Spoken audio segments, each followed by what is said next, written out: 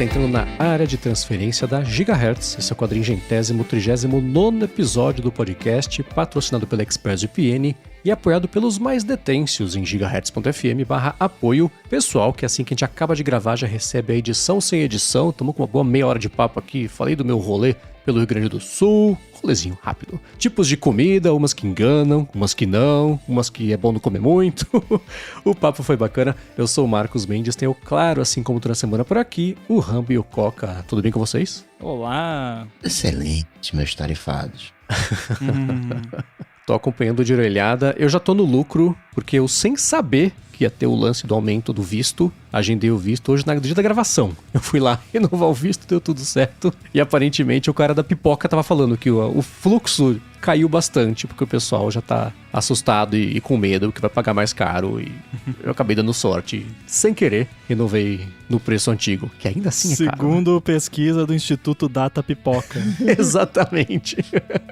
Mas, Mendes, você esteve no Rio Grande do Sul, mas eu quero saber uma coisa, não só eu, mas o Thiago Rodrigues também quer saber se você teve em Salvador. O Thiago mandou o seguinte: fala, pessoal, tem uma história com o Marcos que ele não imagina. Medo.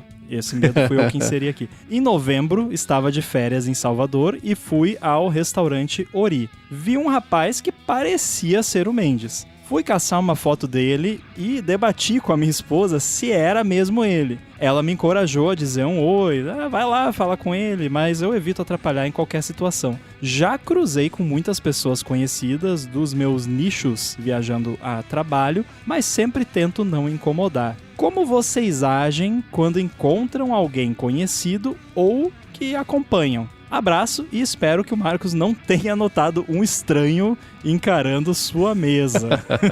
E, inclusive, vale como amigos do ADT, porque, né, estamos falando de amigos, de encontrar amigos que não são amigos, relações parasociais, que chama, né? Marcos, você estava em Salvador, no restaurante Ori? Eu estava em Salvador. Caramba! Excelente restaurante Ori, diga-se de passagem, foi um dos lugares favoritos que eu comi lá em Salvador. Não me lembro de ninguém olhando pra nossa mesa e falando, será que é? Quando isso acontecer, Thiago ou qualquer pessoa que escute aqui o ADT, vamos bater um papo, a coisa mais legal do mundo, esse tipo de encontro ao acaso, ainda mais num lugar improvável, né? Eu tava num restaurante aleatório em Salvador, primeira vez na vida adulta que eu fui pra lá, e deu pra... Pelo menos, quer dizer, a gente se vê... Exatamente eu vi o Thiago e a esposa, só não registrei porque tinha muita gente lá, né? Mas dica, tá, pessoal que vai a Salvador, que mora deve conhecer. Esse Ori é bem gostoso, tem drinks bons, prato bom, mas era eu mesmo. Tava eu com a Lari lá. Agora, aí, como que vocês fazem quando encontram alguém assim? Eu sei que o Marcos tem várias histórias. Eu, particularmente, varia muito, depende muito da circunstância. Se for num lugar aleatório, assim, tipo num restaurante, eu tendo a fazer que nem o Thiago, só ficar olhando mesmo. E, né, de repente, se na hora que a pessoa tá saindo, se eu encontrar com a pessoa na saída, alguma coisa assim. Porque, e eu já deixo a dica aqui, se vocês me encontrarem em algum lugar, podem vir dar oi pra mim, mas se eu estiver comendo, não. Tá? Fica a dica. Se for num restaurante, se não tiver chegado a comida ainda, ou se der pra ver que eu já terminei de comer, beleza. Enquanto eu estiver manipulando talheres... Mastigando? Aí não, porque eu realmente não gosto quando vem falar comigo quando eu tô comendo. Mas fora isso, tá liberado também. Aqui é Rio de Janeiro, né? Rio de Janeiro tem uma... Entre aspas, né? A gente é acostumado com isso. Você tá correndo na praia e vê... Caramba, aquela pessoa da televisão, tá no shopping. Então é meio banalizado, né? Você vai em qualquer restaurante, tem dois. Principalmente na região da Barra da Tijuca, que virou o novo, entre aspas, point, né? O novo balneário. Então, eu sinto que em outros lugares tem uma admiração maior, assim, não sei. Isso meio que molda a maneira que eu lido com isso, né? Então... muito raro, assim, de interromper. Até porque a pessoa tá ali, né, fazendo, sabe, sei lá o quê, sei lá como é que foi o dia da pessoa. A pessoa acabou de arrancar um dente, aí tu quer que a pessoa sorria, né? Sei lá, eu sou mais reservado. Até porque essa é uma história que eu resolvi fazer, mas as pessoas que estão comigo naquele momento, de repente, não, né? E aí entra alguém e vai lá, ignora, né? Já tiveram um caso assim, né, que eu tava lá comendo e a pessoa vem toda empolgada, e trato bem, óbvio, mas ignora completamente o ambiente, né? Você tá lá numa baita reunião de família, super, entre aspas, particular, mas não é particular, porque é um lugar público, aquela coisa toda, né? E, né? É uma festa de aniversário. Pô, legal, caraca, né? Mas eu não sou aniversariante. Pra mim, quando eu era mais novo, se eu visse alguém...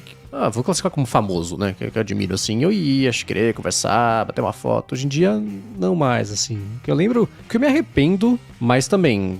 Eu não faria, mesmo me arrependendo, eu não faria. Quando eu tava em Nova York, eu tava na loja da Nike, que ela disse que queria comprar um tênis, e eu trombei lá com o Hank Azaria, que é um ator super divertido. Ele dubla a gente dos Simpsons... Ele fez Friends, ele faz um monte de filme, né? Tá no Duelo das Loucas, ele faz um papel super engraçado.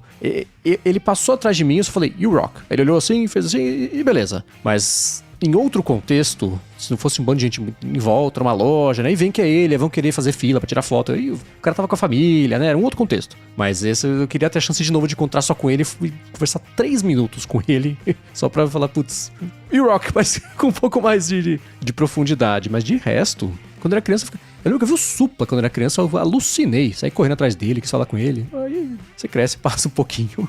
Não é que nem o Coca, né, que mora... E, assim, né, guardadas as devidas proporções, Coca, eu imagino que é diferente você ver o Miguel Falabella ou o Jim Carrey. O Miguel Falabella mora no Rio, é daí, sim, todo mundo deve ter visto 3 vezes na vida o Miguel Falabella, né? Nada contra, tem amigos que são, mas assim, tem coisas a contextos e contextos. Aí você chega pra falar com ele e fala, tem horror a pobre. Tem essas diferenças de contexto, sim, claro, a admiração, mas é que, não sei, sei lá, não sei. Eu vou chutar, Coca. Mesmo se você topasse com o Jim Carrey na rua, você ainda assim está mais acostumado a ver pessoas de destaque na rua, porque o Rio de Janeiro tem esse contexto. Então o impacto é diferente do que tá em... Chute uma cidade pequenininha aqui pra não ofender ninguém, que geralmente essa pessoa não estaria, e você topa com a pessoa Cacimbinhas. Lá. Né? Eu ia falar Cacimbinhas e não quis falar.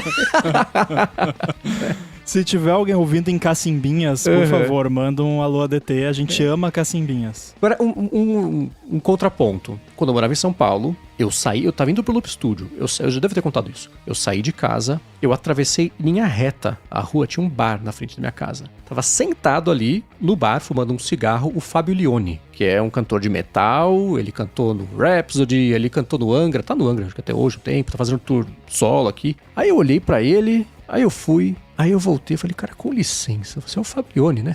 Ele falou sim. Eu falei, pô, eu tinha acabado de voltar da Itália ainda, e o cara é italiano, né? Aí eu falei, 3 minutos, tirei uma foto e vim embora, né? Isso é, sei lá, tem uns bons 7 anos, é recente, entre muitas aspas. Acho que foi a última vez que eu tietei, assim, alguém que eu vi, mas foi pela absoluta improbabilidade. Se fosse na Paulista, eu não teria ido, mas o cara na porta da minha casa, morava no Brooklyn, ninguém passava naquela rua, como é que o cara tava ali, né? Coisa mais improvável. Não perguntei também, mas acho que tem esse tipo de coisa, de contexto. O contexto pra mim é muito importante. Se eu tô num lugar aleatório, na rua, sei lá, muito dificilmente eu vou fazer qualquer tipo de abordagem, até porque eu sou tímido, mas se eu tiver num evento, aí ok, é meio que esperado, né? Assim como eu vou nos eventos de developer e aí tem o pessoal de developer que eu conheço, que eu gosto, às vezes eu encontro alguém que eu nunca encontrei pessoalmente, então aí beleza, né? E nesses eventos que a maioria das pessoas vem falar comigo e geralmente não quando eu estou comendo, então isso é bacana também. Então tem toda essa questão do contexto, se for um lugar menos esperado que isso aconteça, tipo, num shopping, num restaurante, daí melhor não. Acho que essa é a palavra-chave, né? Contexto, né? Já tive ali o braço relando, né? Em avião com pessoas ali. Aconteceu recentemente comigo. O cara quer dormir, eu também quero dormir.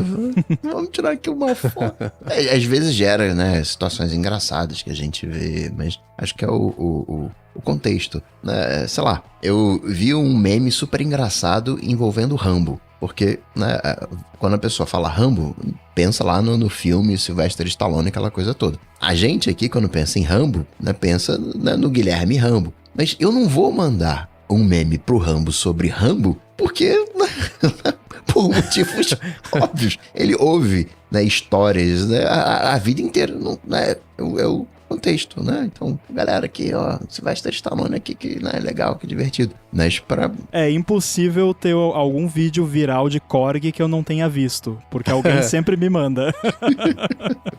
Mas podem mandar, porque eu adoro. Na viagem agora, na mesa do lado, tinha uma mesa que tinha um Korg. Aliás, a mesa era do ex-prefeito de alguma das cidades que eu visitei, eu não sei mais qual foi.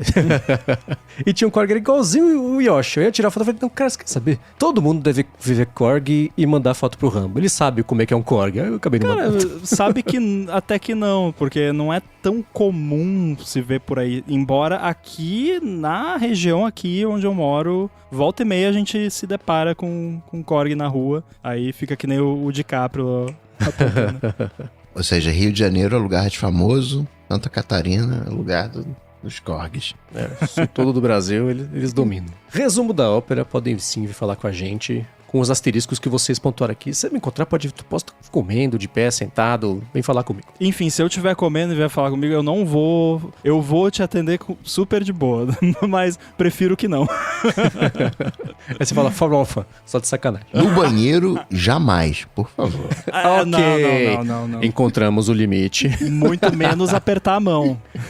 Ok. Acho que agora a gente achou qual é a situação. Muito bem, a gente vai começar com os follow-ups aqui sobre os últimos episódios. E a gente, em múltiplas oportunidades, falou sobre o Gigahertzio, que é uma versão customizada do ChatGPT que eu e o Rambo temos acesso, que o Rambo construiu com as próprias patas, com base em transcrições dos episódios todos. Tipo, nossa, quando foi que a gente falou alguma coisa aqui mesmo? Pergunta, quando foi que a gente falou isso? Que episódio que foi? E ele responde, o Rambo vai falar da personalidade toda que ele deu, etc, etc. E o Nathan ficou perguntando, como é que foi a implementação disso? Que curioso, porque tecnicamente é um GPT customizado, mas como que vocês alimentam ele? Toda vez que sai qualquer episódio, vocês já sobem a transcrição como um arquivo, isso é automatizado pra ficar em dia. E aí, Rambo, quer explicar pro Nathan e pra quem mais tá curioso ou curiosa sobre como é que funciona o Gigahertzio? Isso é difícil explicar sem um quadro para desenhar uns diagramas, mas enfim. Não é tão complicado. A gente faz as transcrições automaticamente de todos os episódios. Quando publica um episódio novo, tem um mecanismo lá para notificar um serviço que fica lá no Mac Mini, lá no Mac Stadium, que dá o kickoff na transcrição com base no MP3, e ele já tem os metadados do episódio. Depois que a transcrição é feita, isso vai para um banco de dados, e aí cada fala é associada a um timestamp e a um episódio e a um podcast. Então você tem essa granularidade de podcast, episódio, fala dentro do episódio. E aí isso tudo é indexado num banco de dados vetorial do Cloudflare, se eu não me engano. E aí, quando eu criei o Gigahertzio, que é um GPT customizado, eles têm aquela opção de você criar chamadas de função. E aí tem uma chamada de função que é buscar no conteúdo da Gigahertz. E aí, com base no que você pergunta pra ele, no que a gente pergunta, porque, de novo, isso não é público por enquanto e provavelmente não vai ser por questões de custo, mas quando a gente pergunta alguma coisa, ele monta uma chamada pra esse serviço que vai extrair usando RAG, né, Retrieval Augmented Generation, vai extrair uma lista de conteúdos que potencialmente contém aquilo que a pessoa perguntou. E aí, com base nessa lista, ele formula uma resposta final falando, né? E aí tem algumas instruções, por exemplo, se mencionar José Adorno em algum lugar, coloque no final o abraço Adorno. Se alguém perguntar quem escreveu A Arte de Engolir Sapo, fala que foi a Bia Kunze. Sempre que você escrever a palavra apresentador se tratando do ADT, escreva apresentador. Tem alguns detalhezinhos bestas que eu fiz.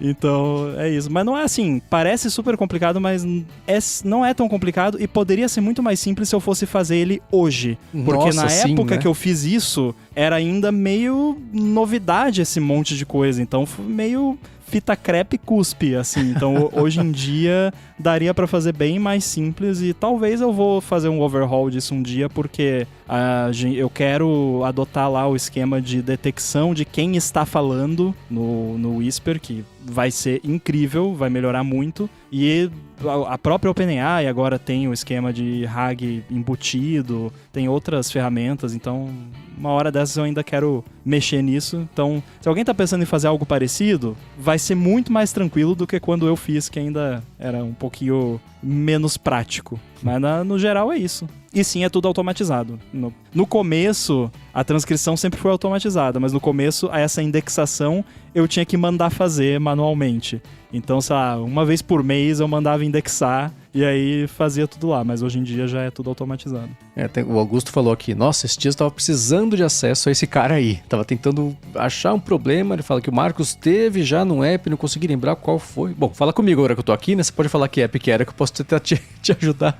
Tem uma coisa que aconteceu pela primeira vez esses dias no Gigahertz, era alguma pesquisa que eu precisava fazer relacionada à área de trabalho. E não tinha nada sobre a arte de engolir sapo, né? O livro que o ChatGPT inventou que a Bia tinha escrito lá no começo, né? Eu fiz a pergunta, ele respondeu, incluiu um emojizinho de sapo no final, só pra ter ali. Falei, muito bom.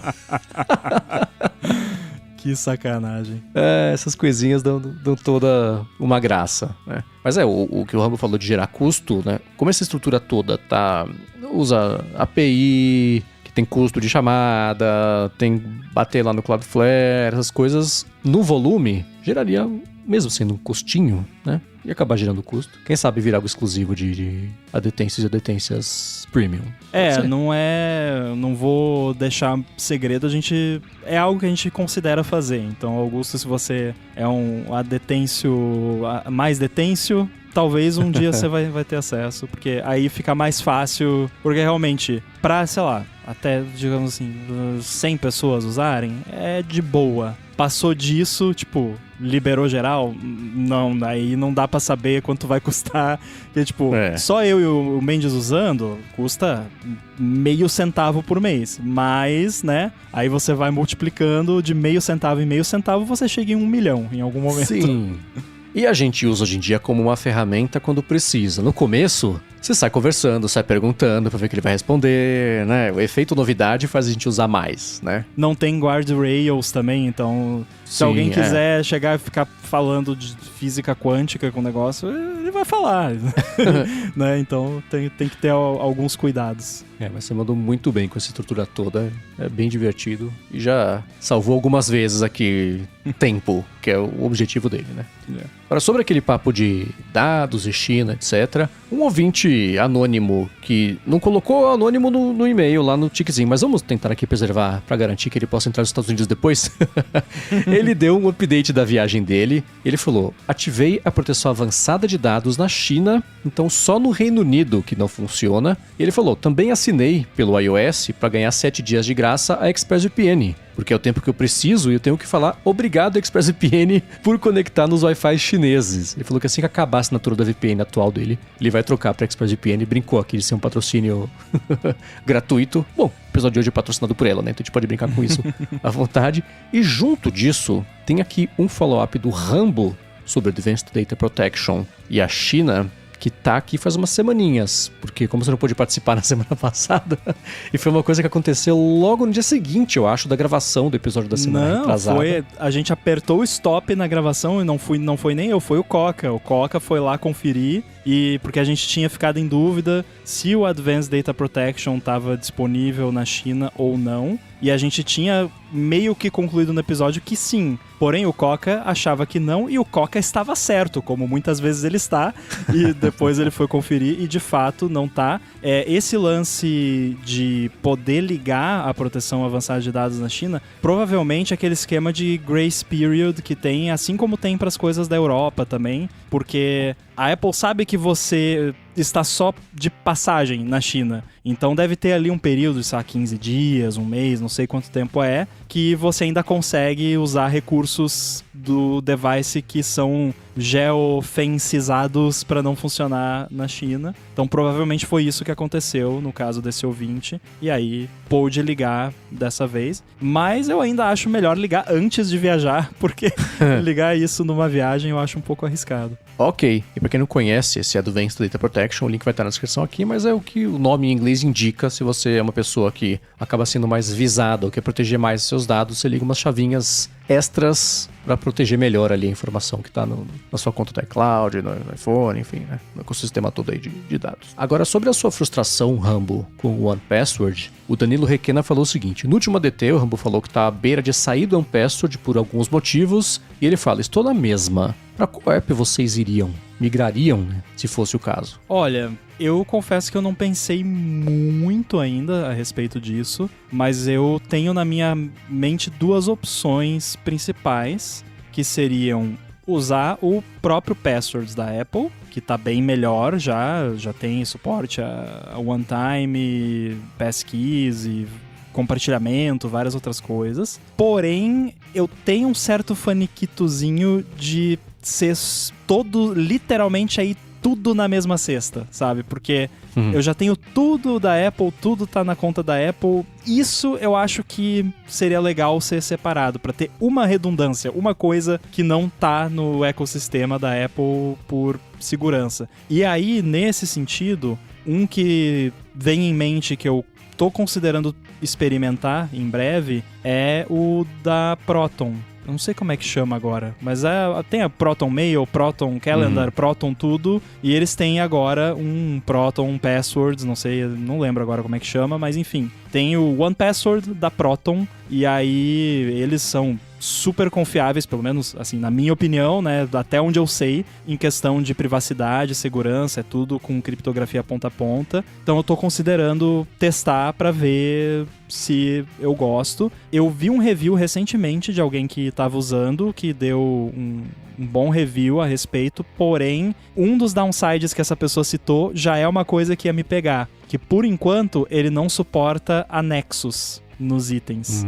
E eu uso muito, porque eu tenho chave criptográfica, chave de certificado, eu tenho scan de documentos no 1Password que é anexo, e aí eu teria que salvar em outro lugar, criptografar a parte com a senha, sabe? Daí já dá uma preguiça. Mas vamos ver, isso aí provavelmente logo eles colocam esse recurso e aí tá resolvido. Então tô entre esses dois, mas provavelmente eu iria testar o Proton. Eu vi também nesse mesmo review a pessoa falando, eu sinto falta porque o Proton não tem o mesmo recurso de preenchimento automático nos sites que o 1Password tem. Mas eu não tô mais usando isso, porque não funciona. Porque preenche errado, às vezes preenche só o e-mail e tenta dar enter e não dá. Aí às vezes tem um CAPTCHA no site, que depois que você digita o e-mail aparece um CAPTCHA, aí o 1Password tenta enviar, daí o site acha que você é um robô, e aí aparece um CAPTCHA mais ferrado ainda, que aí eu não consigo passar mesmo eu não sendo um robô, até que onde eu saiba, pelo menos. E então eu nem tô mais usando o preenchimento automático do 1Password. Então isso pra mim nem seria um problema. Agora resta saber se a experiência de uso como um todo é realmente melhor que a do 1Password, porque o meu problema com o 1Password não é com o recurso de armazenar as coisas com segurança. Isso pra mim tá ótimo. O meu problema é com o lance de a experiência tá muito ruim. Você vai buscar coisa, o UI trava toda. Às vezes ele abre do nada, do Neida, aqui no meu Mac. Eu tô no Xcode aqui, trabalhando. Não apertei nenhuma tecla que seria o atalho do 1Password, que é um atalho só e é um atalho difícil de fazer, então não tem como fazer sem querer. Do nada, pum, pula o 1Password na tela. Não fiz nada. Então, tá horrível a experiência. Agora, resta saber se o Proton também seria. Outro downside importante do Passwords da Apple, pra mim, pelo menos. No seu iPhone, no seu Mac, pra você desbloquear ele, você usa ou a biometria ou a senha de desbloqueio do seu dispositivo. Você não ter como ter uma senha separada pra ele é um deal breaker pra mim, porque se eu for obrigado a passar a senha do meu iPhone para alguém, a pessoa tem necessariamente acesso também a todas as minhas senhas que estão salvas lá no Passwords da Apple. Claro que se tivesse uma senha separada, a pessoa poderia pedir, eu poderia ser obrigado a passar a senha separada também, mas tudo que puder fazer para dificultar é melhor fazer. Então, esses são os meus pontos. O que eu não gosto dos senhas da Apple, ainda mais agora que o Apple ID virou conta Apple, né, ganha conta Apple, né, outro peso. Né, recentemente um amigo mandou uma foto do filho pelo Gmail pro médico, clac, né? Travaram a conta Google e vai tudo pro espaço. YouTube, depois eu consegui rever e tal. Mas imagina... Mas travou por causa de SysEM? Tipo... Sim. Pegou... Nossa... Ó, tá vendo, ó? Por que não pode ter essas... Né? Quando a Apple quis fazer isso, a gente no começo achou que era uma boa ideia, depois começou a pensar, não, mas... Tá vendo? Esse é um bom exemplo de por que isso não é uma boa ideia. Resolveu. O médico passa muito por isso. Enfim, imagina isso acontecendo na Apple. Por algum motivo, a Apple resolve, você é feio. E talvez você seja feio mesmo, não é esse o ponto. Mas aí tranca tudo. Tranca tudo.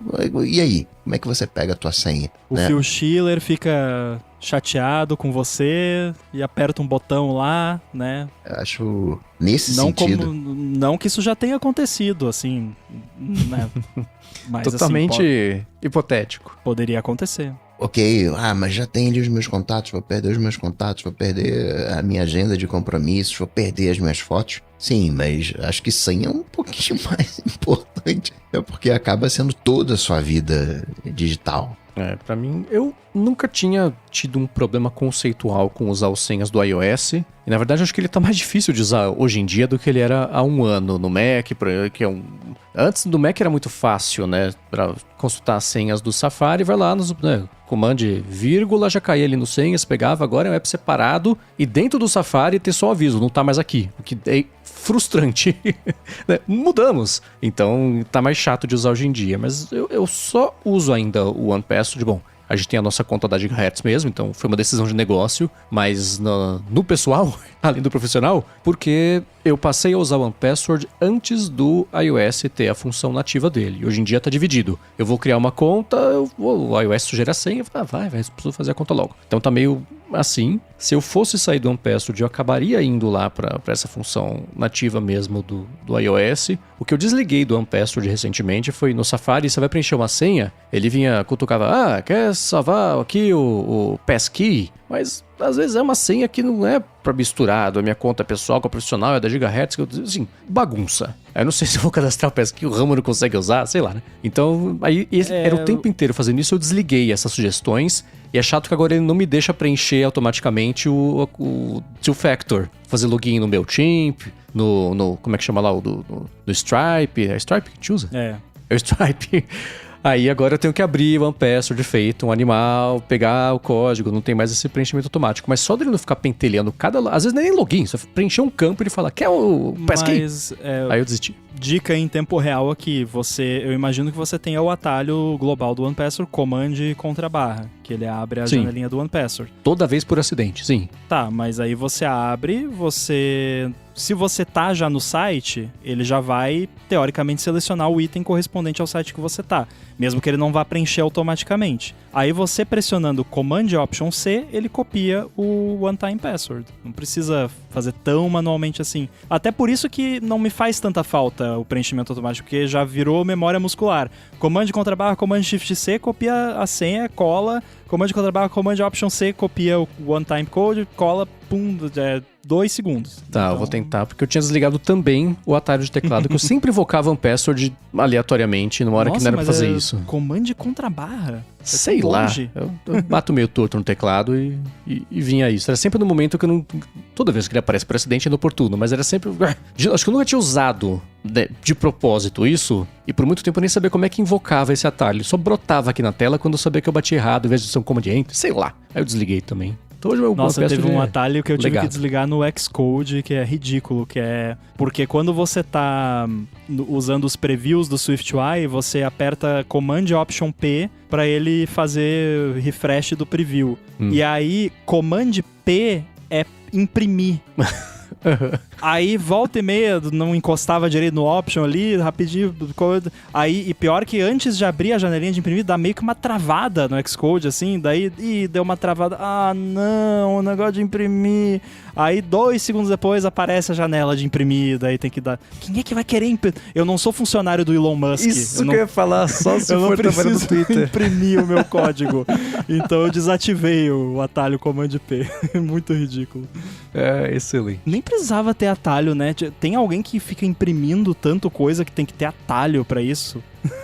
Olha, eu hoje, pela primeira vez em anos, imprimi alguma coisa que eu fui lá no consulado, né? Mas, sim. Aliás, descobri que a minha tinta preta parou acabou, então foi tudo em azul. Ainda bem que não deu problema. Reprovado. Eu não imprimo bastante, mas eu gero muito PDF. Então eu faço Command P. Ah, verdade. E aí depois que eu faço Command P, eu faço Command P de novo. Então eu faço Command PP, porque aí ele já gera o PDF. Então eu não imprimo, mas é o minha impressora de PDF. Comendo pipi. Mas, hein, você fez o papel do consulado todo em azul, o pessoal vai achar que é um protesto que você tá a favor dos que democratas. Eu sou democrata. Pois é, né? Que perigo. Mas deu tudo certo. Agora, a gente debateu um papo aqui recentemente sobre o Raycast que tá chegando no Windows, e a gente falou que não sabia como é que tava esse esquema de atalho de produtividade no Windows, parte mais nativa mesmo, que seria o equivalente ao Spotlight do macOS. E o Paruker falou o seguinte, que no Windows, com a tecla Window e ponto, ele abre um pop-up para você escolher os emojis, é tipo, como é que no Mac a memória muscular sabe, mas o Control, Command, espaço, é isso? Ou abre a janelinha tecla Globo. Apertei nada, tem que apertar 2 vezes. É um problema que só eu e Eduardo Marques do Mac Magazine temos, a gente nunca conseguiu resolver. Tem que apertar 2 vezes o Globo, aí vai. Enfim, né? Ele falou que é assim que funciona lá no Windows. E ele falou também que usa faz uns 10 anos o Launch. O link vai estar aqui na descrição, que indexa os programas, você define pastas, tipo de extensão também para indexar, tem plugin de calculadora, e falou que olhando o site, tem até uma versão para Mac, que ele não sabia, eu também não. Ele falou que o PowerToys da própria Microsoft também tem o que é a paleta de comandos, que não testou ainda o suficiente, mas olhando o vídeo do Raycast, ele não sabe dizer quem copiou quem, de onde veio a ideia antes, que falou que até a skin é praticamente igual. E eu deixo aqui também na descrição o link para quem quiser conhecer melhor o PowerToys, que é o próprio da Microsoft, quanto esse Launch também, que aparentemente também tem para Mac. Agora, ainda sobre Raycast para Windows, o Matheus falou o seguinte: consegui o beta do Raycast para Windows e minha review é: falta me acostumar. Como um bom app de hábito, preciso aprender a usá-lo, mas tô achando ótimo. Não tem todas as extensões que o Mac tem, mas mesmo assim achei ele bem legal e útil. Depois de uma semana, comecei a me adaptar e, tirando a IA deles, uso desde procurar arquivo até fazer conversão de medidas. E minha pergunta é: qual o jeito que vocês utilizam ele? Vocês têm uma tecla padrão para os seus shortcuts? A minha é o Alt-GR. E alguma tecla que vocês usam para os shortcuts, snippets, quick links? Eu já vou tirar da frente aqui. Eu uso Command Espaço no Mac pro Raycast, substituindo aí o Command Espaço do Spotlight. Se eu quiser o Spotlight é Command Option Espaço. E eu não uso nenhum atalho à parte para esses outros recursos dele. Eu digito o que eu quero e 99% das vezes já é o que está selecionado ali. Mas tem algumas coisinhas que eu criei atalhos personalizados que aí eu digito umas 2, 3 letras e já aparece o que eu quero. Mas fora isso, meu uso dele é bem padrão e eu uso muito para conversão de coisas, para conta também. Eu uso o Command Space pro padrão, né, pro Spotlight. E quando eu quero um Spotlight alternativo, eu uso Option Space. Faço essa brincadeirinha. Mas eu acabo tendo vários lugares, né? Por exemplo, essa coisa de conta, né?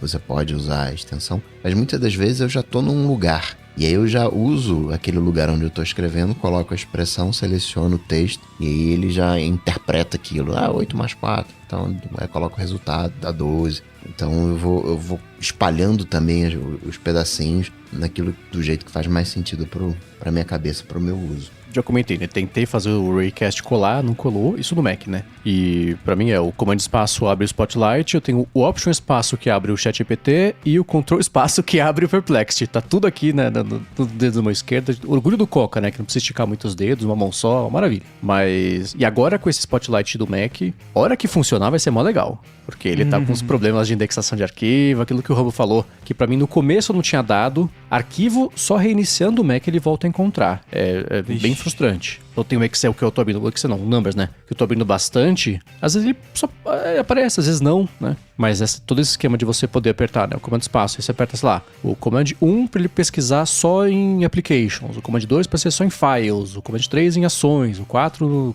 no histórico de área de transferência, coisa assim. assim. Isso é muito legal. Tenho certeza que eu vou acabar usando bem mais o Spotlight. E eu sempre usei pra fazer conversão, essas coisas, ele já tinha mesmo nativo, né? Mas o Raycast, quando eu tentei tanto o Raycast quanto o Alfred, substituir ele como pra virar o launcher padrão mesmo, mas nunca rolou. Ainda bem que agora o Spotlight, tipo, né, você aperta o barra e o site, tab, já vai pesquisando no site, essas coisas bacanas que finalmente chegou. Mas esse é mais ou menos o meu uso. Agora, a gente perguntou, né, pra vocês, quem for usar, se receber o convite, né, vocês compartilham com a gente. O Matheus, que acabou de falar como é que ele tá usando, né, o beta do Raycast no Windows, compartilhou com a gente 3 invites para você que tem Windows e você que tem curiosidade genuína de testar, também poder testar no Windows. Vai estar aqui na descrição os 3 links. A essa altura, se você está ouvindo em outubro esse episódio, talvez os 3 links já estejam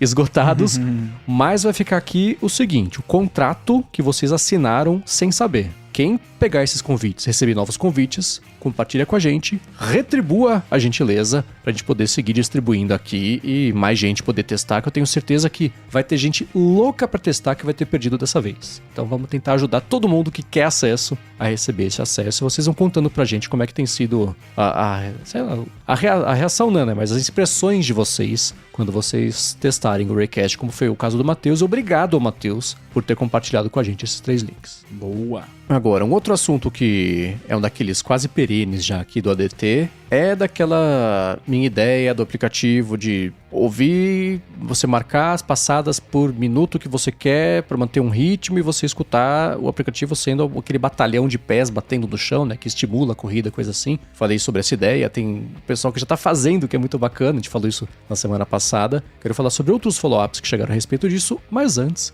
eu vou tirar um minuto do episódio para agradecer a ExpressVPN, que tá mais uma vez patrocinando o ADT e que segue oferecendo um mês de graça para você experimentar o serviço. E depois, se você assinar o plano anual, você tem 3 meses de bônus ao final desse ano, mas tem que ser por meio do link expressvpn.com/ADT ou usando o cupom ADT no checkout ou clicando na descrição para cair já com o cupom aplicado. Se você for viajar, se você for para a China, como foi o caso do nosso ouvinte anônimo, você pode aproveitar com tranquilidade.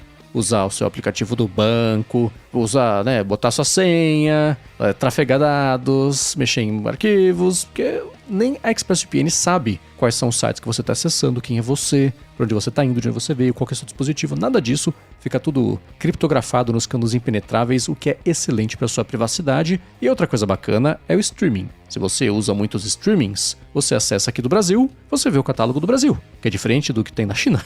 Tudo bem que os daqui não tem lá, né? Que é diferente do que tem nos Estados Unidos, enfim, né? Se você rotear sua conexão pelos mais de 100 países que ela oferece, servidor, você vê o catálogo desses países, que é diferente do catálogo que tem aqui no Brasil, que é excelente, destrava muito conteúdo. É assim que eu uso basicamente todos os dias a ExpressVPN na minha Apple TV, que é um dos jeitos de você acessar. Você pode acessar, para ver como é fácil, inclusive, colocar no seu telefone, no tablet, computador, na Apple TV, na TV, dependendo do modelo, roteador de casa, se você quiser. Faz o seguinte, vem em expressvpn.com/ADT, testa por um mês de graça, e aí se você assinar o plano anual, tem 3 meses de bônus no fim desse ano.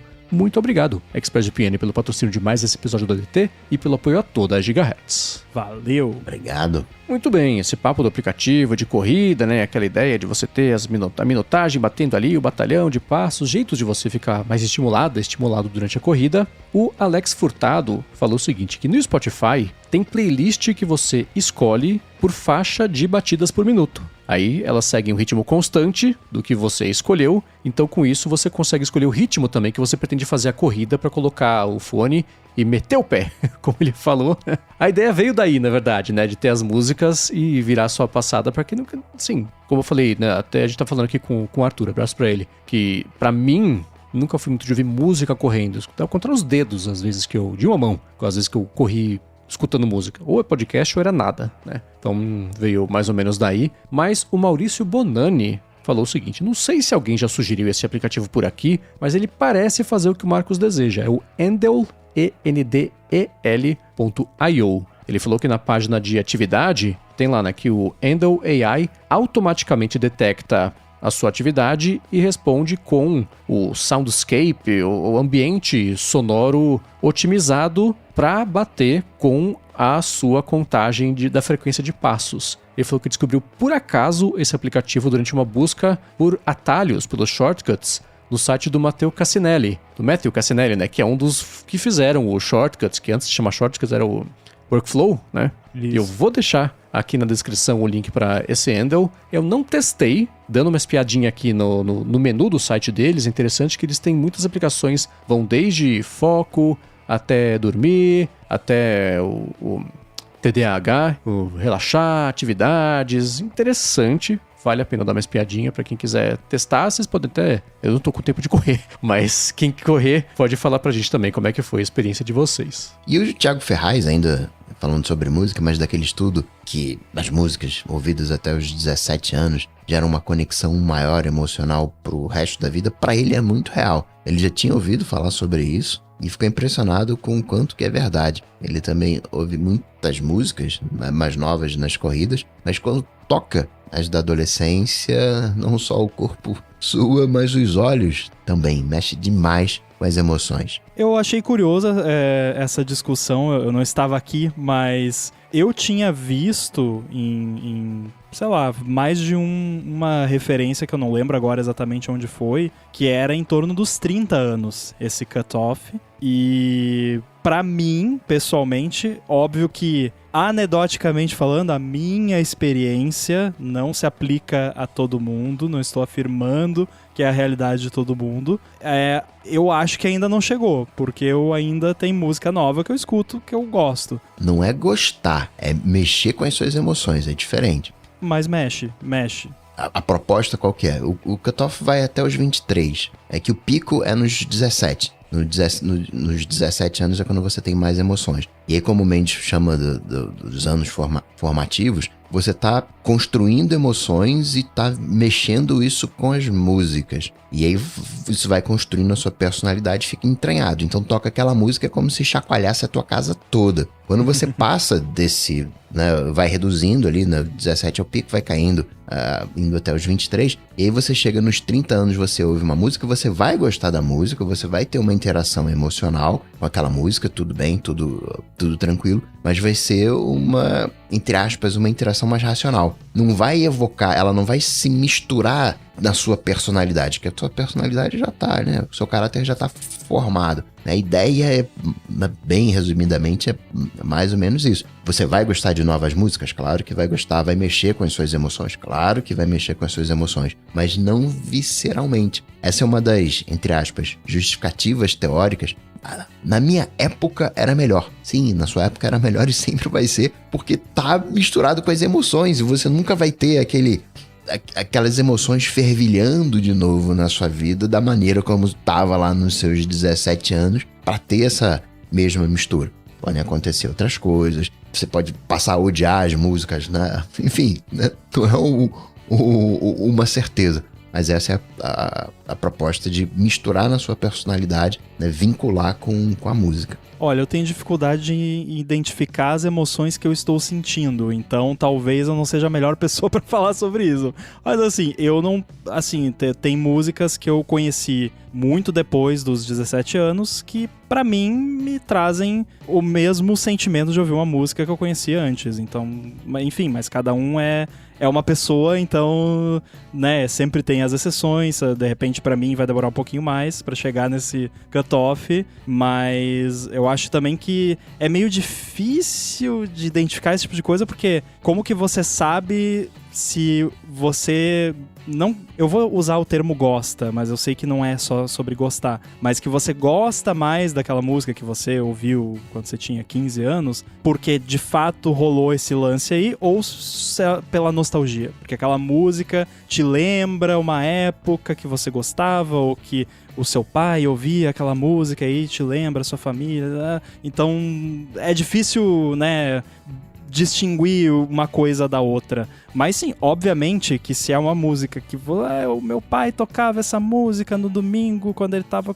fazendo churrasco lá em casa e a gente dançava e cantava, óbvio que essa música vai trazer um sentimento diferente do que a música que eu ouvi ontem, né? Mas eu entendi o ponto, mas ainda assim eu acho que é um pouco reducionista, talvez, falar que é aos 17 anos que faz esse corte. Mas sim, entendi qual é a moral da história. Mas eu continuo firme aqui, gostando e me emocionando com músicas novas.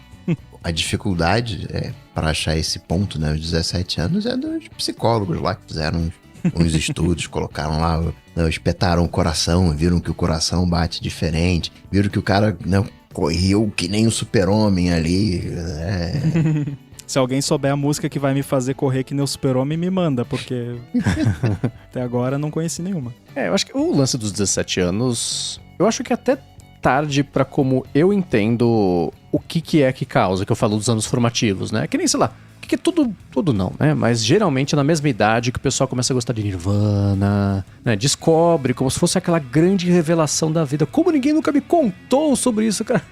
Estão descobrindo isso desde 92, 94, né? Mas é uma época, e essa época que é de descoberta de um bando de coisa. Música é a que pega mais, né? E vou projetar aqui, tá? Mas não tá distante da realidade, imagino. É uma época que a gente escuta música obsessivamente. As mesmas músicas, porque a gente tá sentindo um bando de coisa nova, a gente tá passando por um bando de situação nova, a música tá falando exatamente sobre isso, ou você interpreta isso na música, deve ser mais provável do que a música fale exatamente sobre isso, né? E é a primeira vez que isso tudo acontece. Então, essa lembrança, ela marca muito, porque é um pedaço da vida que é muito diferente de tudo, e nunca vai ser igual, que é muito louco, né? Você passa por outras situações na vida, né? Algumas tão marcantes quanto, algumas tão impactantes quanto, algumas tão boas quanto, algumas tão ruins quanto.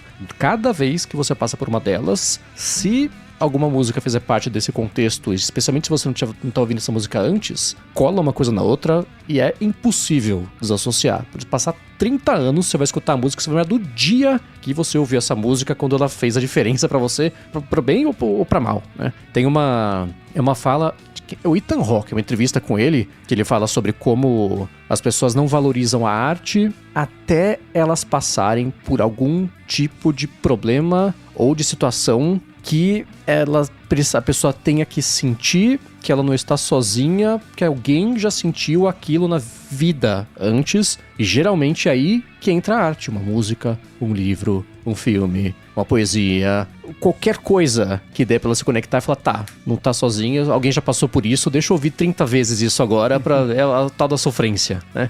Então ele fala, aí ninguém valoriza a arte, mas a hora que você precisa garantir, não. Sentir que alguém já passou por isso e que entende o que você está passando, aí as pessoas viram em tempo recorde pra arte. E a música, eu acho que mais do que... Sim, tudo bem que, sei lá, memória olfativa, pelo que eu sei, é a mais forte. Mas eu acho que a memória muscular musical tá muito próxima, né? Porque isso bate de um jeito diferente que um prato não vai bater, que um perfume não vai bater, que uma memória não vai bater, um filme talvez não bata. É uma coisa monossensorial, mas que bate mais fundo, especialmente acho que nessas horas, né? Então acho que o lance dos 17, eu lembro, nossa, 17 anos era, sim, pra mim era a época do metal, né? Antes foi o rock, o metal, aí migrou pra música clássica, anos, uma década ouvindo só música clássica, aí migra de novo, é de fases a vida, né? Cada uma associada a um ponto, a um momento que é muito legal. Aí você escuta, depois de 20 anos, uma coisa que você não ouvia, fala, caramba. Aí vem uma memória que saiu da memória RAM, tava no cold storage, mas brota na sua cabeça tão vivo como se fosse ontem. É muito louco isso. Esse lance das fases é muito real mesmo. Eu, por exemplo... Oi, meu nome é Guilherme Rambo e faz 30 dias que eu não ouço K-pop. Não sei se faz 30 dias, talvez um pouco mais. Faz um tempinho, porque deu uma esfriada, mas daqui a pouco eu volto a ouvir de novo e lança alguma coisa nova. É que o BTS tá ausente faz um tempo, daí não lançou coisa nova, daí eu parei de ouvir. Agora, Rambo, pela sua ausência aqui, a gente tem... É quase um follow Rambo, um alô de Rambo, eu não sei. Pelo menos eu não tô comendo, né? Mas o pessoal sentiu saudade de você. Tem um bando de perguntas que te fez sobre projetos e etc, etc. Eu vou começar com o Duilor, que foi lá em gigahertz.fm/feedback e falou que tem uma pergunta pro Rambo. Por que em pleno 2025 o iOS ainda não permite limpar os dados cache dos aplicativos? Falou, você tem que desinstalar, reinstalar o aplicativo para limpar o cache que ele ocupa. E ele quer saber também, aproveitando se no iOS 26 a Apple permite você organizar as posições da biblioteca de aplicativos. Esse eu vou tirar da frente. Não. Ainda é o iOS que organiza e muda de lugar quando ele quer. Organiza e muito mal. É, exato. Mas sobre o cache? Não, só um adendo sobre a questão. Existe uma biblioteca de apps que você mesmo organiza, chama Home Screen. Eu sei que não é isso que o Duilor quis dizer, mas você entende o que eu quero dizer? Já existe uma forma de você organizar manualmente os apps, que é a Home Screen. A proposta da biblioteca de apps é só uma gaveta da bagunça dos apps onde tá tudo jogado ali e você usa a busca, não precisa procurar o app ali dentro. Então, eu acho que são coisas para conceitos de uso diferentes. Então, se você quer organizar manualmente, vai lá e cria uma home screen com as pastinhas e tal. Agora, falando do cache, não me parece o tipo de coisa que a Apple faria. Porque, tipo, no Mac, não tem um botão no Mac de limpar cache. Você pode ir lá no Finder, na pasta de caches, e sair deletando coisa. Um dos motivos de não existir isso é que cache existe por um motivo. E se você sair apagando cache adoidado, dá problema. A gente já falou aqui sobre Clean My Mac e tudo mais, que outros apps, o Clean My Mac é excelente, podem usar, mas tem que tomar cuidado com esse lance de tipo, limpa todos os caches a cada 10 minutos. Gente, você vai destruir a performance, porque cache é basicamente você pré-computou um monte de coisa que dá trabalho, ou que gasta energia, ou que gasta banda de rede, download. E aí você deixa isso salvo ali, pra você não precisar fazer aquele trabalho todo de novo. Então, se você ficar limpando o cache, vai ter um monte de trabalho sendo refeito o tempo todo. Inclusive, existem recursos inteiros de software que não poderiam existir se não existisse o cache. Então, se você fica limpando o cache o tempo todo, dá problema. Claro que todo mundo sabe que cache também causa problemas. Infelizmente, né? Como é que é? São 3 problemas na ciência da computação. É a invalidação de cache, o erro por um dígito e qual era o outro? Não lembro agora. Enfim. Eu achei que essa era a piada. Pois é. O erro por um dígito. São 3, vou te falar 2, é o erro por um dígito.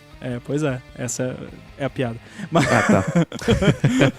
Momento Ari Toledo. Essa é a piada, pode rir. Mas então, assim, pode causar problema às vezes. Então, o que eu acho que os apps devem fazer por conta própria é assim, se o app sabe que tem algum tipo de cache que pode eventualmente causar algum problema, o app poderia ter ali uma funçãozinha. Por exemplo, no AirBuddy tem lá na aba Advanced, porque não é algo que você deveria ter que fazer com muita frequência, mas se você quiser, você vai lá, tem uns botõezinhos lá de limpar alguns caches que às vezes pode resolver algum engasgo, mas é isso. Agora, eu acho que sim, poderia ter, porque teria como o iOS oferecer uma opção que faz o equivalente a você desinstalar e reinstalar o app, só que sem desinstalar e reinstalar o app. Que é basicamente deletar todos os dados do app, menos o app propriamente dito.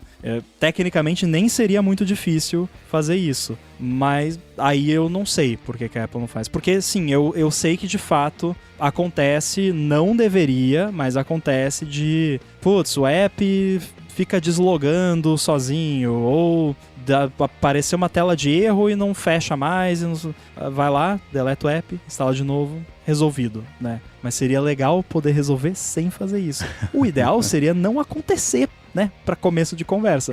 Mas é bom você ter esses escape hatches, né? Saída de emergência. No fim das contas, a resposta eu acho que é relativamente simples você ir lá deletar um app e instalar de novo, que não vale a pena todo o esforço de implementar, porque, embora não seria tão complicado, é um sistema usado por bilhões de pessoas, esse tipo de recurso tem que ser bem pensado. Poderia ter gente que ia achar que isso é brincadeira, ir lá e ficar deletando cache o tempo todo, ia ter vídeo de TikTok falando, olha esse recurso secreto do iOS que deixa o seu iPhone mais rápido. Aí sai deletando... não quer que você saiba que existe. Aí sai deletando o cache de tudo e começa a dar problema. Então, eu entendo porque não existe existe, né? Então, por enquanto, a solução é apagar o app e instalar de novo mesmo.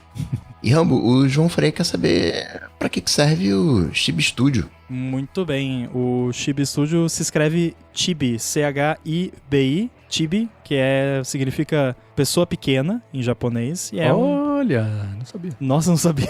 Não, achei pra mim que eu já Chibi tinha era mencionado. isso. Se ouve, é que nem o Joey fala em Friends. Se ouve o nome, você vê o negócio é o nome. Pra mim era isso. Assim, não sou fluente em japonês, mas eu não acho que um japonês tá andando na rua e vê uma pessoa baixinha e fala Chibi. Eu acho que não é assim que funciona, né? Mas é usado no contexto de anime que tem o desenho do personagem, só que em vez de ser o personagem normal, é o personagem todo arredondadinho, com cabeção, bonitinho, fofinho. Isso é um Chibi. E aí o Chibi Studio é um app para você montar esses bonequinhos nesse estilo, com base em selecionar vários itens. Tipo, você monta o Mimoji lá com cabelinho, roupinha e tudo mais. E pra que serve? Não serve pra muita coisa, serve pra você se divertir, basicamente. É um app de entretenimento. Até acho que a categoria na App Store é entretenimento e foto e vídeo, alguma coisa assim. Porém, tem gente que usa pra coisas úteis, porque mais de uma pessoa já veio pedir permissão pra gente se podia usar pra um livro que queria usar pra fazer os personagens no livro e tal, e nem precisava pedir permissão, porque a gente deixa, não tem problema. A gente só não permite vender merch do Chibi Studio com as artes do Chibi Studio, porque daí é sacanagem, né? A gente se reserva o direito de fazer isso. Mas se quiser usar num vídeo, num livro, enfim, a pessoa pode usar. Então já teve algumas pessoas que usaram pra coisinhas um pouco mais úteis, mas no geral serve pra você montar seus bonequinhos e se divertir. É o seu projeto mais antigo? Que ainda está no ar, eu acho que... Eu acho que não. Quer dizer, assim, digamos assim, comercial sim, mas aquele app de WWDC pra Mac, se eu não me engano, aquele é de 2015. O Chibi Studio é de 2016. Inclusive, esses dias eu tava mexendo no Chibi Studio e tinha lá no header do arquivo do, sei lá, 12 de outubro de 2016. Eu fiquei, caramba, é velho esse código. Então, é bem, realmente, vai quase 10 anos, né? E nossa, assim, é tipo o pessoal descobrir Nirvana agora, em 2025. Como esse seu app da WWDC é bom. Nossa, sim. Eu já pensei várias... Eu pensei em matar esse app várias vezes. Porque, nossa, não. A Apple lançou o app, funciona a versão pra... Mas pra coisa bruta, assim, eu quero buscar, eu quero encontrar, eu quero ver o vídeo numa janela de vídeo, não num thumbnail. Eu nunca vi o app da WWDC pra macOS, só tem 2 tamanhos do vídeo, thumbnail ou tela cheia, não tem meio termo. Então, sim, realmente, inclusive a gente tá mexendo no app, tá dando um tapinha lá, a gente tá simplificando ele pra ficar mais fácil de dar manutenção, porque ele é da época que a WWDC era presencial. Então tem muito código no app de schedule, de sala, ou que sala que fica essa talk. Tipo, não existe mais isso, mas tá lá ainda, então a gente tá dando um tapinha lá pra simplificar, mas pra ficar melhor ainda, pra buscar tudo. Realmente, o app da própria Apple vem melhorando cada vez mais, mas ainda deixa muito a desejar. E no site, assim, o componente de vídeo é muito ruim de streaming. Você dá um play, ele começa a 144p com uma atualização de como é que chama lá? Os keyframes... 15 FPS. Não isso, mas assim, fica tudo manchado, cheio de artefato a tela e vai limpando. É muito ruim. Aí vai melhorando. Mas aí já passou o tempo do vídeo. Assim, é bizarro. Eu dou play no vídeo na Apple TV, leva uns 10 segundos pro vídeo ficar assistível. E aí o que você fez, assim, primeiro que você poder baixar o vídeo, que é rápido pra assistir, é ótimo. E teve uma coisa no aplicativo que foi um daqueles momentos que... Tem ali, né, o 1x, o 1,5x, o 2x, pra ir incrementando ali. Na verdade, eu queria mais. Eu queria, sei lá, 3x, 4x, uma coisa pra poder passar rapidinho ali. Eu falei, nossa, ia ser muito bom se eu pudesse clicar com o botão direito. Eu cliquei, Aí apareceu um menu com a lista de velocidades e um custom. Falei, cara, genial! É óbvio que um app pra developer ia ter como customizar a velocidade. Exato, mas foi muito louco. Muita coisa da Apple é assim, né? Nossa, já pensou se desse pra... Olha, dá... Foi exatamente assim com o aplicativo Tem que eu tenho... Na verdade, tem 3 recursos desse app que eu tenho muito orgulho. O primeiro deles é esse aí. O segundo é a opção de você exportar um clipe do vídeo, que quando você tem o vídeo baixado, é tipo o lance do Overcast. Que às vezes você quer compartilhar um snippetzinho ali, então tem isso também. E eu não precisei fazer o Automated Kicking Machine lá pra... não aconteceu aquele bug pra mim, pelo menos. E o outro, eu já esqueci qual é que era. Meu Deus, tá muito tarde. Eu falei que eram 3, né? Eu falei dos erros mais comuns da ciência da computação, esse é um deles, né? Se eu lembrar depois eu falo, mas eu sei que tem mais um que tá... Ah, lembrei! É o de pular intro. Se você for lá nos ajustes do app, tem uma opção de pular introdução, e aí você liga, e sabe como é que isso funciona? Eu acho muito inteligente a forma como eu implementei isso. Fui eu que implementei, então eu sou suspeito a falar, mas os vídeos têm transcrição, né? A Apple fornece. Aí, se o app já baixou as transcrições, indexou tudo, o que ele faz? Ele pula pro primeiro item de fala da transcrição. E perfeito. Aí pula a intro. Porque todo vídeo de WC tem intro, depois que você viu uma vez, não precisa ver mais. Então, é bem útil também. Eu acabei de ligar. É, boa. Agora, tem uma pergunta que foi endereçada a você, Rambo, mas eu tenho certeza que o Coca vai ter muito a acrescentar também. Então essa é a que eu vou perguntar e vou sair da frente, porque tem a ver com o Pi-hole, que até hoje, com o Raspberry Pi. O Adalberto falou o seguinte: montei um servidor Pi-hole aqui em casa usando um desktop antigo e adorei o resultado. Mas eu confesso que o barulho e o consumo de energia acabaram incomodando um pouco. Aí ele fala, lembrei que o Rambo já comentou que fez isso com o Raspberry Pi e fiquei curioso, qual modelo você recomenda hoje? É o mesmo que você usou? Tem algum melhor? E onde que você achou informações para montar tudo certinho? E eu vou complementar. Para quem tá ouvindo hoje o ADT pela primeira vez, não tem ideia do que é Pi-hole. O Raspberry Pi é mais famosinho, um computadorzinho baratinho, componente, mas Pi-hole, vamos começar por aí. E aí vocês falam dos modelos do Raspberry Pi. Coca, você é muito mais entendido disso do que eu, então por favor contribua. O Pi-hole é um servidor de DNS. Você, em vez de usar o DNS da sua operadora ou qualquer um outro, você coloca o Raspberry Pi, você vai digitar lá no navegador uma URL, ele vai pegar aquele domínio, vai jogar no Raspberry Pi, no Pi-hole, e aí ele vai retornar, resolver aquele domínio para você igual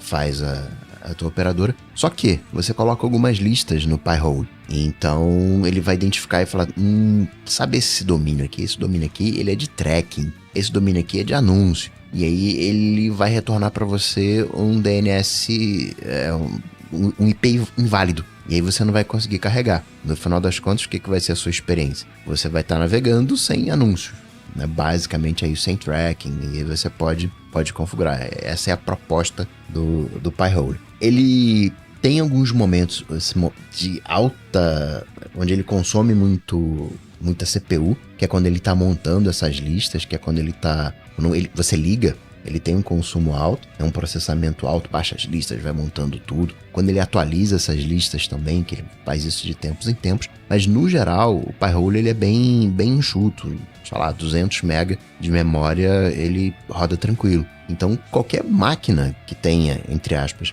200 MB, claro que precisa do sistema operacional, aquela coisa toda, mas com, sei lá, né, um Pi-hole, um Raspberry Pi 3, você já consegue colocar um Pi-hole ali e vai atender, porque é tudo em memória, vai estar na sua rede local, né? Então ele não consome muito recurso. O grande diferencial é você arranjar boas listas para conseguir deixar tudo azeitadinho, mas como você gostou da experiência, né, você já tá com essas boas listas. O lance do modelo, eu acho que é bem isso que o Coca falou. Eu nem tô tão por dentro dos modelos de Raspberry Pi. Eu sei que toda vez que sai um modelo novo eu compro, porque é um brinquedinho legal de se ter e tá cada vez melhor. É um absurdo o quão bom consegue ser uma plaquinha minúscula. Claro que aí se você vai fazer muita coisa com o Pi-hole, tem gente rodando IA no Pi-hole, não, no Raspberry Pi. Tem gente rodando IA no Raspberry Pi, e aí você usa a plaquinha separada e tal, daí tem que botar cooler, tem que botar heatsink e tal, mas para rodar só o Pi-hole, a plaquinha nua já é o suficiente. Nos meus aqui eu coloquei o heatsinkzinho, aquele passivo mesmo, sem cooler, nada, só pra dar uma aliviada, porque eles ficam nos lugares meio inóspitos, assim. Inclusive, o Raspberry Pi é tão pequenininho e esquecível que tinha um Raspberry Pi, um Pi-hole aqui em casa que eu não sabia onde tava fisicamente. Eu não sabia onde tava.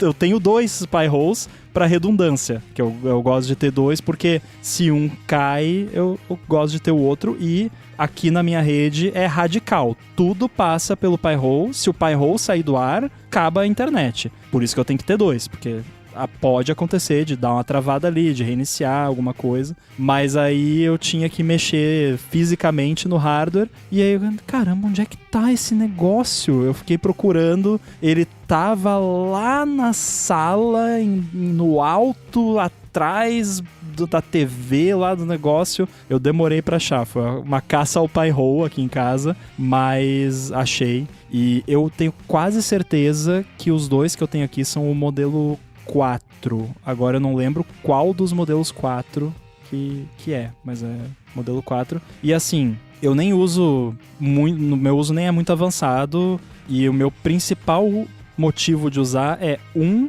bloquear tracking, 2, ter visibilidade do que tá acontecendo, do que tá trafegando na rede. Existem formas melhores de ter essa visibilidade, mas o Pi-hole é uma boa também, porque ele tem os logs e aí você consegue ver tudo. Tem X chamadas para esse endereço aqui, e aí você olha ali, que endereço é esse? Quem é que tá fazendo essa chamada aqui? Por que tá indo pra esse endereço aqui, né? E, por exemplo, tem 1.300 e poucas chamadas aqui, 1.200 e poucas no outro, tipo 2.500 chamadas nas últimas 24 horas para logs.netflix.com. Todas bloqueadas. O Netflix continua funcionando perfeitamente aqui em casa. Então é só tracking. 2.500 chamadas de tracking em 24 horas. Sendo que a gente assistiu um episódio de uma série ontem à noite no Netflix. Hoje o Netflix não foi aberto nessa casa. Então em background o app, não sei se na Apple TV ou nos iPhones ou em tudo. Então é por isso que eu gosto de ter um Pi-hole na rede, porque não tá fazendo falta o Netflix capturar esse monte de coisa aí que sabe lá Deus o que é que eles estão capturando com 2.500 chamadas. Fiquei apavorado agora que eu não tinha visto isso. Mas enfim, que bom que tá tudo bloqueado. O único problema que eu tenho às vezes é com link de desinscrever de lista de e-mail, porque muitos dos domínios usados estão na lista de bloqueio. Aí eu uso o excelente app do Boom, que é o meu co-apresentador lá no Olá Mundo. Ele fez o PyStats, que tem para Mac e tem para iOS.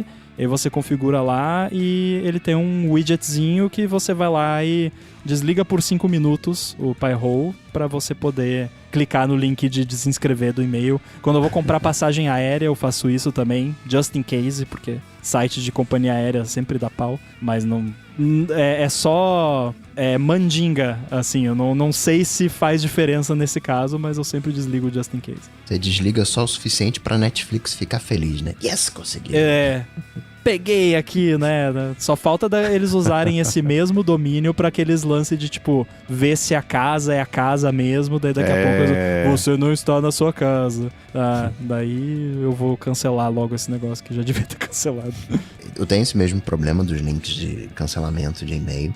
O que eu faço é abrir num outro browser, né, que tá numa VPN, e aí ele bypassa, ele ignora o Pi-hole, e aí eu consigo fazer o descadastro. Pro Adalberto, né, já que ele falou de barulho, então seria interessante um Raspberry Pi que não tivesse cooler, né, porque o cooler vai fazer barulho. Mas talvez essa solução seja cara, Adalberto, porque você tem por exemplo, NextDNS, que com a vantagem que ele gerencia as listas para você. Ele é um Pi-hole rodando em nuvem. Você vai pagar R$10 por mês, talvez mais, né? Mas, enfim, $2 por mês. Tem um plano gratuito e tal, que você pode testar. Tem vários servidores de DNS no Brasil, né? E no Norte, vai ter um lá pra você que vai te responder rapidinho. Tem aqui no Sudeste, Nordeste. Então também dá uma olhada que tem alternativas, né? Tem Pi-holes em nuvem, onde você não vai ter esse problema, né? Vai ser um pouquinho mais lento, né? Mas mais rápido do que da tua operadora. Bom, follow-up em tempo real. O Matt falou que o termo em inglês chibi, de acordo com o Google, deriva do japonês chibi-kyara, que é personagem minúsculo. E chibi é uma palavra coloquial para pessoas ou crianças muito baixas. É tipo um tampinha. Deve ser uma coisa assim. Eu chamo o Yoshi de tampinha. Aí, pronto, perfeito. Ele é o chibi, você nem sabia. É. Agora, pra gente finalizar, o Guilherme quer saber do Guilherme Rambo o seguinte: por que os aplicativos que permitem personalização ou alteração dos ícones não funciona o modo automático? Isso está falando do iOS 26. Falou, tá tentando usar o modo automático para exibição dos ícones do iOS 26 para perceber melhor as diferenças de design, coisa assim do beta, mas isso ele notou que é um probleminha chato que ele encontrou. E eu sei que isso é uma coisa que te chamou a atenção desde o começo também. Então, quer explicar melhor o que é esse problema e talvez por que ele acontece? Tem vários aspectos aqui. O primeiro deles é que, assim, a pergunta de por que qualquer coisa não funciona no beta é porque é beta. Essa é a resposta. Então, né, se você acha que é algo que deveria estar funcionando e não está, manda um feedback lá no Feedback Assistant. Isso aqui devia estar funcionando assim e está funcionando assado. É para isso que serve o beta, né? Então, a resposta simples é porque é beta, então não funciona. Expandindo um pouquinho mais, se os apps que você está usando não foram... você não está usando um beta do test flight daquele app que foi compilado com o SDK do iOS 26, ele não vai ter nada novo pro iOS 26. Isso inclui qualquer comportamento novo dentro do app que envolva recursos do iOS 26, isso inclui design novo do iOS 26, isso inclui ícones diferenciados para o iOS 26. Os ícones que você está vendo adaptados, mesmo de apps que não foram atualizados, são o sistema fuçando nos ícones para tentar dar uma adaptada e melhorar ali do que ele consegue. Então é meio que uma gambiarrinha ali temporária enquanto os apps não atualizam, mas isso tudo não estava funcionando com ícones alternativos, que é o termo técnico para isso, não estava funcionando até o Beta 3. Segundo as notas de atualização lá, os release notes do Beta 3, o iOS 26, a partir do Beta 3, suporta os novos ícones com todos os recursos do Liquid Glass nos ícones alternativos. Mas aí os apps têm que estar atualizados com os ícones e os ícones alternativos preparados para o iOS 26. E isso só vai acontecer se você estiver num beta do test flight daquele app que foi compilado especificamente para o iOS 26 e que o desenvolvedor foi lá e fez isso pro iOS 26 e tá lá nos release notes do test flight, agora o ícone está adaptado pro iOS 26. O que ninguém fez até agora, porque até o Beta 3 que saiu semana passada não funcionava. Então, basicamente não tá pronto. Então, voltamos à resposta, é porque é beta. Nossa, no Mac eu troquei pra ser... Porque no iPhone eu tô achando super bonito o lance de ter todos os ícones transparentes mesmo, como se fosse tudo de vidro acrílico, agora meio chuviscadinho, né? Isso ficou muito melhor do que eu esperava. Pois eu testei aqui também, olha, até que eu conseguiria usar e não fica feio não, fica legal. Porque dentro do ícone também acontece uma refraçãozinha de leve, de sombra, distorção, então tá bonito de verdade. Agora no Mac tá muito feio. Ele fica... entre aspas, só um preto e branco sem contraste. Eu usei por uns dias, parecia que tava tudo desligado. Aí eu voltei e falei, não, tá faltando cor nessa vida aqui. E botei agora... Os ícones que ele tá ajustando automaticamente, do QuickTime, por exemplo, o do Microsoft Teams, você bate o olho, parece que ele tá fora de foco. Tá bem estranho, porque eles acrescentam uma camada um stroke translúcido, uma borda, como é que é stroke? Um tracejado em volta do formato translúcido com a cor... Assim, parece que tá borrado. A hora que eu olhei, falei, nossa, tem um smudge na minha tela? Não, é de propósito, né? Então, no Mac não funcionou. Tem um elefante de vidro na sala no macOS 26, que assim, simplesmente não tem Liquid Glass no macOS 26, no beta, até agora. Não tem.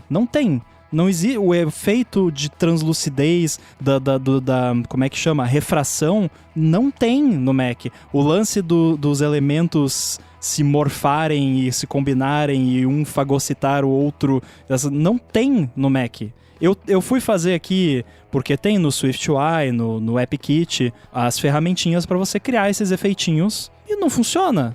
Fica com a bordinha, com o specular highlight ali, mas não tem refração, não tem os elementos se fundindo, mas tem a API para você fazer isso e na session da WWDC eles mostram isso acontecendo no Mac, mas no beta atual não tem. Então o negócio simplesmente não tá pronto. A Apple fez pro iOS e eu também não sei por quê, porque a implementação por trás é a mesma pros dois. Então eu não sei o que aconteceu que no Mac eles, sei lá, de repente a performance ainda não tá tunada ou tem algum bug que no Mac se manifesta, que no iOS não, e eles não conseguiram resolver ainda, porque simplesmente não tem Liquid Glass no Mac. E isso é uma coisa que eu vi alguns podcasts começaram a comentar. Por que ninguém está falando disso? Mas realmente é muito bizarro. O macOS 26 tem o design novo, tem o layout diferente, tem um pouquinho ali de specular highlights, umas coisas, mas não tem o glass glaçudo mesmo. Onde dá pra notar bem no Command Tab, eu descobri que não dá pra tirar fazer o print da tela, fazer screenshot, não sei porquê. Eu tentei fazer agora e não rolou. Mas na base mesmo dele, no retangulão que tem por trás dos apps ali, tem um pouco da distorção. É que no Mac é difícil você ter coisas que estão passando de uma forma animada por cima de algum console. O que eles chamam de Chrome, né? Que não é o Chrome navegador, mas sim o pedaço de interface do sistema. Onde dá pra ver bem? No dock, se você pegar, por exemplo, uma interface branca e arrastar de cima para baixo no dock, é super bonito, porque o efeito, ele começa borrado de baixo para cima, ele vai expandindo, é bonito. Mas é o único lugar que você consegue ver do jeito animado. Lembra quando o dock era uma mesa de vidro reflexiva? Sim. Foi no Leopard, né? Daí você botava a janela perto, ficava o reflexo da janela, mal bonito. Uma plataforminha. Mas esse é o único lugar do sistema, porque você consegue animar alguma coisa por cima de seria um glass, né? É porque supostamente era pra ter em outros lugares, tanto é que tem na session lá, eles mostrando como você implementa no Mac, mas não... E se você olhar os vídeos da Keynote, os vídeos das sessions, tem lá o efeito em lugares que não tem na versão que tá ali pra gente. Então eu realmente tenho uma forte sensação que no macOS o negócio meio que não tá pronto e estão focando todos os esforços no iOS e depois eles vão ver o que fazem no Mac. Porque, por exemplo, tá muito feio a title bar de janela no Mac, tem um degradê preto feio que parece bug de renderização. Na real eu acho. Eu espero que seja um bug, porque é muito feio. E todos os 2 betas que saíram depois do primeiro, eu fiquei... agora eles resolveram o negócio preto. Não. Inclusive eu não abri o Safari ainda pra ver se continua colocando o Mac pra dormir de tanto processo que ele roda. Depois eu testo. Pra mim, o terceiro beta tem alguns problemas que estão chatos. Trackpad e o multitarefa, eles desistem. Ele para de funcionar. O trackpad parece estar desligado. Se você quer arrastar, por exemplo, o mouse, vai. Mas se eu quero arrastar de space para space, não vai. Você espera uns bons segundos. A mesma coisa os spaces mesmo, né? Porque chama Mission Control, Control Center, sei lá, um desses, né? Pra ver os spaces todos. Isso tem alguma parte do sistema que tá meio estranha. Mas hoje eu achei o bug mais adorável de todo o sistema, que é no Preview. Deixa eu pegar aqui, esse eu vou ter que explicar. Eu tô com o aplicativo em tela cheia, certo? Num space só dele. Beleza. Tá bonitinho, o Safari, sei lá. Aí o que eu fiz? Eu abri um PDF no Preview e coloquei ele em tela cheia junto com o Safari, em tela dividida. Ok? Tô até fazendo aqui. Muito bem. Aí na tela da esquerda, né, na abinha da esquerda do Preview, tem as páginas e tem ele grande logo à direita. Se eu for descendo nos previews, com a setinha para baixo, ele vai atualizando o overview grande ali da tela. Se eu subir, ele para de atualizar. Ele não volta às páginas. Você só desce. Então é só em um sentido a navegação. Se você quiser voltar, você não consegue fazer. Tem que fechar o PDF, abrir de novo para voltar numa página antiga que você tava. É consistente esse bug, mas até explicar isso no feedback vai demorar um pouquinho. Então tem que ser de gravar um vídeo, uma coisa assim. Bota um vídeo. Eu sempre boto, quando tem alguma coisa assim de vídeo, que fica melhor no vídeo. Ó, follow-up em tempo real, tô testando o Safari aqui. Tá funcionando, bonitinho, não tá abrindo 1 milhão de processos que nem tava antes. Já alguma coisa. E já testei aqui o negócio do dock que você falou e realmente é um fidget spinner maldito. Eu vou ficar brincando com isso. Agora, o lance dos spaces que você falou, você reproduz isso sempre ou é de vez em quando só que acontece? É assim... Você vai conseguir entender o que eu quero falar. Não é sempre, mas é o tempo inteiro. Tá, é frequente. Não dá pra reproduzir. Às vezes ele pega, às vezes não. Às vezes não tem um jeito consistente de ativar ou desativar. Ele só uma hora ele para de funcionar. O trackpad se arrasta uma vez, 2, 3, 4, 5, aí uma hora ele vai. O Command Tab também. O Command Tab ele tá bem lento pra alternar. E eu acho que é relacionado ao Safari em tela cheia no Space. Eu tô ainda tentando diagnosticar isso. Aí eu lembrei do seu bug, né? Então, pra mim tá assim. O Safari ele anda meio ruinzinho no beta mesmo. Mas... é pra isso. É pra isso e...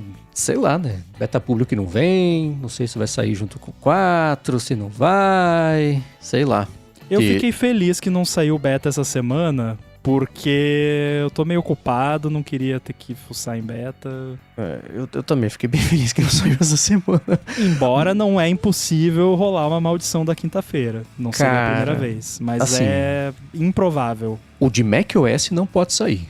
Desse jeito aqui, porque assim, atrapalha o dia a dia de verdade. Não, mas pode sair beta público com build revisado, já aconteceu isso também. Mas também não é bem improvável. É mais provável que saia beta 4 semana que vem, e aí o beta público junto, ou até na semana seguinte. O Gurman falou dia 23 essa semana. Então seria beta 4 na segunda-feira e o público na quarta. Tomara. Tava consultando aqui o quanto que o meu Raspberry Pi aqui do estúdio gastou de energia por um dia e foi 0,124. Isso dá uns 10 centavos aqui com a energia do Rio de Janeiro. Ou seja, no mês vai dar R$3. Vale a pena. Então, mas olha só. R$3. O Next DNS são $2.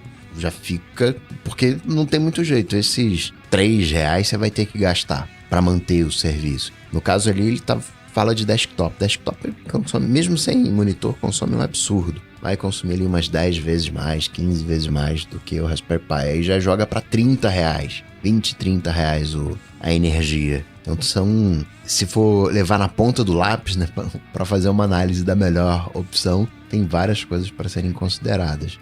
Você pode muito bem também, porque eu imagino que o Adalberto tenha perguntado porque ele gosta da ideia de ser self-hosted, né? E aí não só por uma questão de custo, ou nem por uma questão de custo, mas porque é um hobby, né? Assim Sim. como é pra gente. Então, esse é o tipo de coisa que eu acho ok você fazer self-hosted. Eu já falei aqui que tem certas coisas que, tipo, armazenamento de foto e vídeo, gerenciador de senhas, esse tipo de coisa, eu prefiro pagar alguém. Mas o DNS ali no Pi-hole, eu confio o suficiente em mim mesmo e no Pi-hole para fazer self-hosted, mas não é necessariamente, de fato, a opção mais barata. E mesmo que você queira fazer self-hosted, se você não quer ter que se preocupar em ter um negócio na sua casa, você pode alugar um servidorzinho baratinho em algum provedor cloud e colocar lá, só que daí também já fica numa rede aberta, daí você já tem que se preocupar que alguém pode estar usando o seu servidor de DNS. Então é melhor fazer ou na sua casa ou contratar um serviço pré-pronto. E mesmo no caso, né, você optou por colocar dois. Mas você pode colocar o primeiro como o Pi-hole e o segundo da tua operadora. Então, mesmo desligando, a rede vai... Ih, tá desligado aqui, esse não tá respondendo. Ele vai pro DNS, resolver pelo DNS secundário. Claro que você não vai ter os filtros, né? Você precisa religar pra Pi-hole. O motivo de eu não ter feito isso foi justamente esse, não porque, meu Deus, se eu ficar um dia sem filtro do Pi-hole, o FBI vai bater aqui na porta. Não, mas é porque é uma falha silenciosa, né? Então teria que ter algo monitorando o Pi-hole pra me avisar pra eu ir lá e ver o que aconteceu, né? Então eu prefiro ter 2, que daí se der algum problema e no caso eu não fiz isso mesmo quando tinha 1, porque daí se desse algum problema eu queria saber que deu problema em vez de só falhar silenciosamente e ficar sem a proteção dele, né? Então, mas enfim, opções não faltam, mas se quer fazer o DIY, o Pi-hole é uma boa opção. E aí também tem que ver, eu não sou engenheiro de Raspberry Pi, mas eu imagino que a fonte que você está usando para alimentar o Raspberry Pi possa fazer alguma diferença, né, nesse consumo de energia. Eu não acho que vai ser muito grande, mas o adaptador ali de tomada tem a eficiência dele, que ele pode ser mais ou menos eficiente, mas eu, conhecendo você como eu conheço, imagino que você esteja usando, sei lá, um adaptador da Apple ou qualquer um de boa qualidade, então provavelmente já é o mais eficiente possível. Sim, pode ser mais eficiente, claro, mas não é um recarregador de celular genérico. Lembrando que o consumo, ele tem a eficiência do recarregador, mas o consumo quem determina é o Raspberry Pi, né? Sim. O fato dele ser 10 volts, watts, whatever, não significa que ele vai consumir os 10. Significa que ele consegue entregar até os 10. Se o Raspberry Pi está consumindo só umzinho, ele vai entregar só umzinho, na sua conta vai vir só o umzinho. A questão é que se você usar, né, como você disse, um carregador de celular vagabundo qualquer, aí ele por si só pode consumir um pouquinho ali só de existir, né? Por isso que antigamente o pessoal falava, não deixa o carregador ligado na tomada, vai gastar energia. Hoje em dia, o carregador de boa qualidade efetivamente não vai gastar nada se não tiver nada conectado nele. Só vai estar esquentando muito. Se estiver esquentando muito, aí ele tá gastando energia toda. Exatamente. Inclusive eu olhei aqui os meus Raspberry Pis nesse momento, temperatura 55 graus. O lá de cima, vendo onde ele tá, um dia no verão, durante o dia, eu quero ver a temperatura, porque ele fica num lugar bem complicado para temperatura. Muito bem, se você quiser achar os links de tudo que a gente comentou no episódio, vai em gigahertz.fm/ADT/439 ou dá mais piada nas notas do episódio. Obrigado ExpressVPN pelo patrocínio do episódio de hoje, a vocês que deixam reviews e avaliações e que recomendam o ADT para a gente poder chegar por aqui e se informar e se divertir toda semana. A Heitor Garcia pela edição também do podcast e a vocês, Rambo e Coca, pela copresentação de mais um ADT. Muito bem, você me encontra no mastodon.social, @inside e no Olá Mundo aqui pela Gigahertz, que em breve terá episódios com convidados especiais. Para falar comigo, sei lá, no seu sistema de busca preferido, bater Coca-Tech, ou então ir no Instagram, mandar uma DM para @coca.tech. Boa, para falar comigo, MVC Mendes, apresento por aqui o A Fonte, mas não na última segunda-feira. A última segunda-feira foi o quê? O Rambo, Felipe, repercutindo as notícias da Apple da última semana. Também apresento por aqui o Área de Trabalho com a Bia Kunze. Para a Lura, apresento o IA Sob Controle e vocês me encontram no 95Mac. Obrigado mais uma vez pela audiência de todo mundo. Tudo dito e posto, a gente volta na semana que vem. Valeu! Eu.